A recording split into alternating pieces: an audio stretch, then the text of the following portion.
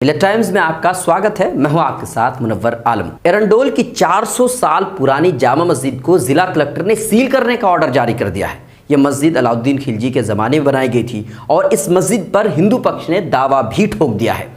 ये जो मस्जिद की तस्वीर आप देख रहे हैं, ये महाराष्ट्र के खानदेश इलाके में एरंडोल शहर में वाक़ है, जिसे 1610 ईस्वी में अलाउद्दीन खिलजी ने बनाया था। इस मस्जिद को सीआरपीसी की धारा 145 के तहत सील करने का हुक्म जिला कलेक्टर ने 13 जुलाई को जारी कर दिया है, जिसके बाद से इलाके के मुसलमानों में एक तरह से बेचैनी फैली हुई है, क्योंकि 400 साल पुरानी इस मस्जिद में मुसलमान सदियों से 5 वक्त की नमाज अदा करते आए हैं। लेकिन कलेक्टर के इस ऑर्डर के बाद 5 वक्त की नमाज की अदायगी भी खतरे में पड़ गई है। मस्जिद की ट्रस्टियों और मकामी लोगों से जो मालूमात हासिल हुए हैं, इसके मुताबिक ये है कि पांडुवाड़ा संघर्ष समिति, जो हिंदुओं की एक ऑर्गेनाइजेशन है, उसने इस मस्जिद पर अपना दावा पेश करते हुए कहा है कि मस्जिद पहले पांडुवाड़ा थी, जिसे गिरा करके मस्जिद बनाई गई थी और उन लोगों की जगह पर कब्जा कर लिया गया था। मई 2023 को पांडुवाड़ा समिति के सदर मथुर सदन ने जिला कलेक्टर जलगांव में एक अर्जी दायर की थी और कहा था कि पांडुवाड़ा की जमीन पर नाजायज कब्जा किया गया है और यह कब्जा जामा मस्जिद के ट्रस्ट ने किया है और इसी वजह से जमीन को दोबारा नापा जाए और मस्जिद को सील करने का हुक्म जारी किया जाए।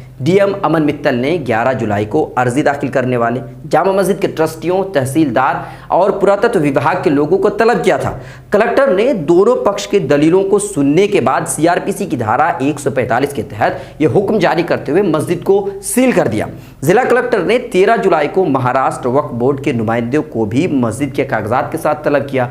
कलेक्टर ने मामले की गंभीरता को देखते हुए पूरे इलाके में धारा 144 लागू कर दिया है और साथ ही साथ मस्जिद में सिर्फ 2 लोगों को नमाज पढ़ने की इजाजत दी गई है। इस पर आप क्या सोचते हैं, आप हमें कमेंट करके बताइए और अगर अभी तक लाइक शेयर सब्सक्राइब नहीं किया है तो जरूर करें।